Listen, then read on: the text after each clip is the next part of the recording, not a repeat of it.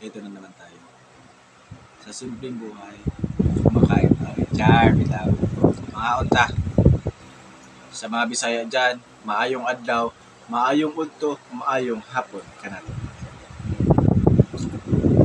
Bisan sa mga problema sa kinabuhi nito, hugot-hugot gyapon ta. Smile pa rin. Ganun lang naman ang buhay. Ang problema nandyan yan. Ang mga pagsubok nandyan yan. Smile lang. Laban lang. Baka malay natin bukas. May pag-asa yun. Sabi nga nila,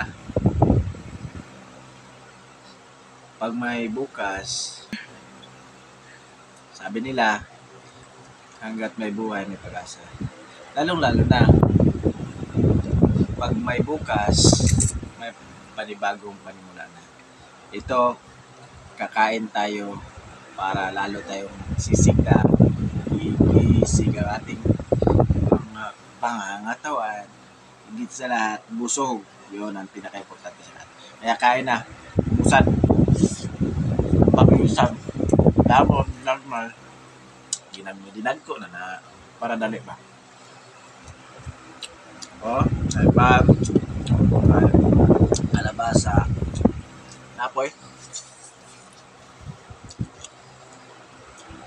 bihon nga lang unang kaunta, Bisaya, pabusog, birada. Manood na lang kayo, ganito kasarap ang kumakain nang iniisip mo ang masarap parang itsura mo nung na-love ka sa panahon ng ikaw pa ay teenager. Job! Yun lang. Kain muna tayo. Busugin talaga. Sabayan nyo na ako hanggang maubos ang ating kumasabi.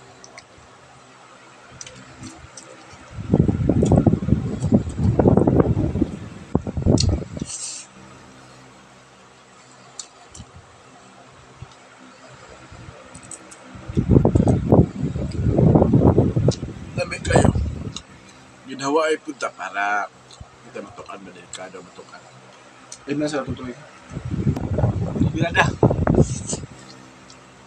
Diyan maglulula. Managingon nga.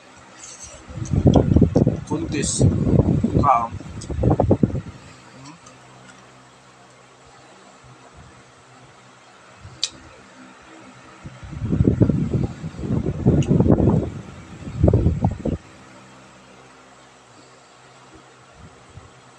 Naling kamo tawon nga matulog ang ako kay kapan ko di lamon. Joke lang bitaw. Diyan lang sa ta. Kinat be.